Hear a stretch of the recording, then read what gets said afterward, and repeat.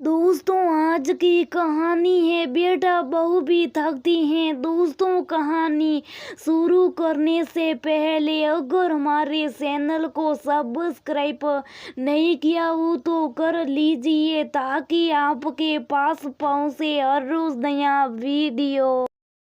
मनीषा ने सुबह उठकर सबको चाय दिया और फिर नाश्ते बनाने में जुट गई। सबको नाश्ता कराए, पति और बच्चों को टिफिन देकर विदा कर दिया। तभी माँ जी ने पुकारा, बहू जी, माँ जी आपने बुलाया। हाँ, आज सावित्री वट व्रत है, तूने सारी तैयारियां कर ली ना? हाँ माँ जी, बस वही करियो, पूजा का सामान तो कल ही मंगवा लिया था। आज रमा काम पर नहीं आएगी, वो बीमार है, इसलिए मैंने कुछ काम निपटा लिया, कुछ बाकी है। मनीषा ने कहा ठीक है, जल्दी जल्दी कर ले। और सुन, आज मेरी और अपने ससुर के लिए खिचड़ी बना देना। ना जाने क्यों कर से पेट में गुड़गुड़ सी हो रही है। ठीक है माँ जी, मैं खिचड़ी बना दूंगी। मनीषा ने जल्दी जल्दी मीना, जो कि 2 साल की थी, उसे नाश्ता कराकर नहलाकर रेडी कर दिया और उसे खिलौने दे दिए और घर के कामों में लग गई। एक तो व्रत और ऊपर से इतना काम। रमा भी नहीं है। आज जब भी व्रत और त्योहार होते हैं उसी समय वो सांस छोड़ देती है। खैर, अब तो मुझे सब करना है। साफ सफाई का काम निपटा कर नहाई और पूजा करने के बाद फिर दोपहर के खाने की तैयारी में जुट गई। तभी रवि का फोन आया। हेलो मनीषा, आज बॉस और एक कलिंग रात को फोन खाने पर आ रहे हैं, तो कुछ अच्छा सा बना देना। मेरे प्रमोशन की भी बात चल रही है, तो ऐसी मेहमान नवाजी करना कि वो खुश हो जाए और मुझे प्रमोशन मिल जाए। लेकिन रवि, अब लेकिन बेकिन छोड़ो, बहुत मुश्किल से ये मौका मिला, मैं इसे हाथ से जाने नहीं देना चाहता। इतना कहकर रवि ने फोन काट दिया।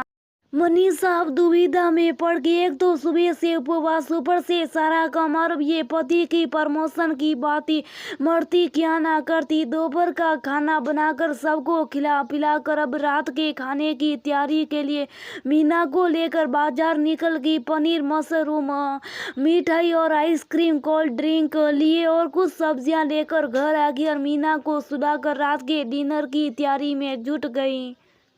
इतने में राधा और रोहन भी स्कूल से आके उनको खिलाया पिलाया, फिर मशरूम बनाने लगी। तभी राधा बोली, मम्मी कल स्कूल में सोलर पैनल बनाकर स्कूल ले जाना है, स्विस प्रोजेक्ट मिला है। अच्छा ठीक है। मनीषा ने बोला, क्या हुआ मम्मी, आपकी तबीयत ठीक नहीं है क्या? पसीने से लथपथ हो गई हैं।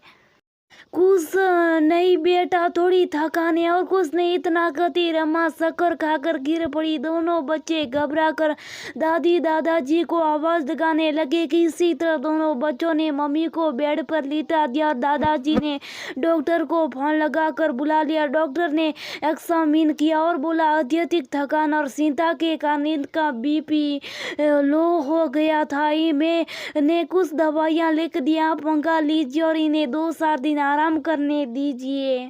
रोहन पास की दुकान से दवाई ले आया। तभी रवि घर पहुंचा। बच्चा ने सारी बातें बताई दी। ओ, इसका मतलब रमा ने डिनर तैयार नहीं किया, बॉस आएंगे तो ओ ना, अब तो मेरा प्रमोशन कभी नहीं होगा। सर पर हाथ रखते हुए रवि ने कहा। दादी वहीं मनीषा के पास ही बैठी थी। रवि की बातें सुनकर वो बौखला गई। तुझे प्रमोशन की पड़ी और मनीषा बीमार है, उसकी तुझे कोई चिंता नहीं, तुझे पता है आज उसने तेरे लिए व्रत रखा था, फिर भी तूने बॉस और अपने कलीग को खाने पर बुला लिया। हाँ तो क्या मनीषा व्रत में खाना नहीं बनाती क्या? सारे काम तो करती है ना? रवि ने रूखेपन से कहा, हाँ बनाती है, ताकि उसका परिवार भूखा ना रहे। लेकिन तो ये क्यों भूल जाता है कि वो भी एक इंसान है, वो बीमार पड़ सकती है, उसे भी आराम करने का हक है। बस वो कुछ कहती नहीं, इसका मतलब ये नहीं कि वो थकती नहीं, वो भी थकती हैं। तभी बॉस का फोन आया। हेलो सॉरी रवि, आज मैं डिनर पर नहीं आ पाऊंगा। आज पत्नी ने व्रत रखा है, तो आज का सारा समय पत्नी और बच्चों के लिए डिनर के लिए दूसरे दिन आऊंगा। इतना कहकर बॉस ने फोन रख दिया। बॉस की बात सुनकर रवि की अकल ठिकाने आई और उसने अपने अंदर मरती हुई मानवीय संवेदना और मूल्यों को वापस समेट लिया। कुछ देर के बाद मनीषा उठी तो उसे खाना खिलाया और स्वास्थ्य पर ध्यान रखने को कहा और खुद भी मनीषा का ध्यान रखने